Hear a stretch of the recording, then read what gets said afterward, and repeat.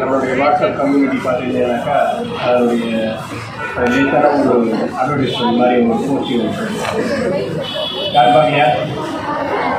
Anyway நாம் காலைல சாப்பிட்றோம், மதியானம் சாப்பிட்றோம், நைட்டு சாப்பிட்றோம், இடையிலேயே ஏதோ சாப்பிட்டுட்டே இருக்கணும். பட் ஆனால் பார்த்தோம்னா நாம் சாப்பிட்ற அத்தனை பொருட்களும் நம்ம உடம்புக்கு அந்த மினரல்ஸ் ஆகும், விட்டமின்ஸ் ஆகும், கார்போஹைட்ரேட்ஸ் ஆகும், ஃபேட் ஆகும், ப்ரோட்டீன் ஆகும் போய் சேருதா அப்படின்னாக்கா இல்லை. நம்ம சாப்பிட்ற அவ்வளவு நமக்குள்ள போய் சேர மாட்டேங்குது. அப்போ என்ன ஆகுது அப்படின்னாக்கா நமக்கு உடம்புக்குள்ள இருக்க ஒரு 4 வகையான ஒரு புழுக்கள் இருக்குது.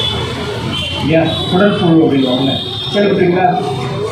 பூச்சி வந்திருக்கு, வயிற்றில் பூச்சி இருக்குது, ஃபுல்லாக ரொம்ப தருகி போயிட்டான்.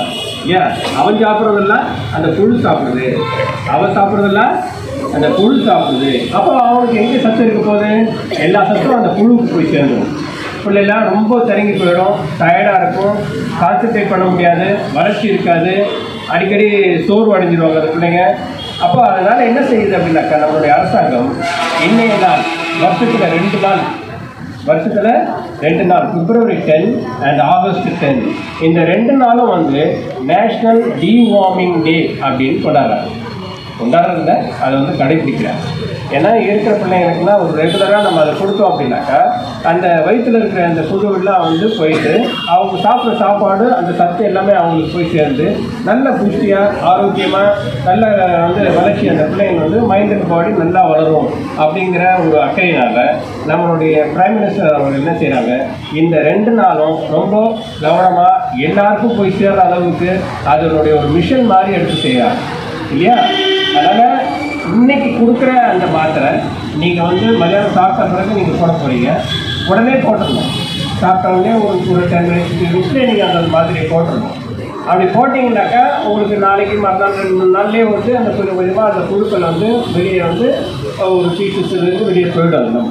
அப்புறம் உடம்பு நம்ம கொஞ்சம் ஆரோக்கியமாக இருக்கும். சரியா? சரிம்மா, மாத்திரை இதை டோன்ட் அண்டர் எஸ்டிமேட். இந்த மாத்திரையை ஒரு சாதாரணமாக உதாசீனப்படுத்தாதீர்கள்.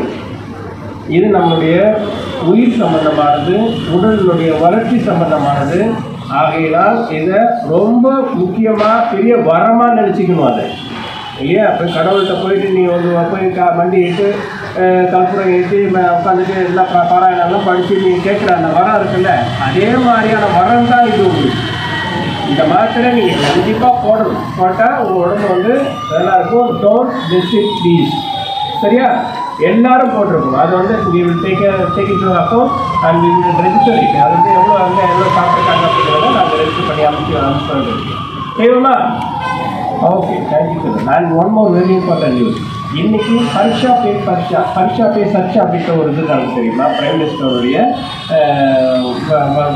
எக்ஸாம் வாரியர்ஸ்க்காக நடத்துறது. அவங்களுக்கு அந்த ஒரு மோட்டிவேஷனுக்காக இன்னைக்கு அந்த பிரைம் மினிஸ்டர் நமக்கு 11 மணிக்கு பேச போகிறாங்க. அதனால் இன்னைக்கு நடக்கிற அந்த science exam will be postponed. Postponed. அது என்ன ஆகுது, நாளன்னைக்கு நீங்கள் இது போகிறீங்க. நாளைக்கு சோஷியல் ஆஸ் யூஷுவல், நாளைக்கு சோஷியல் தான்.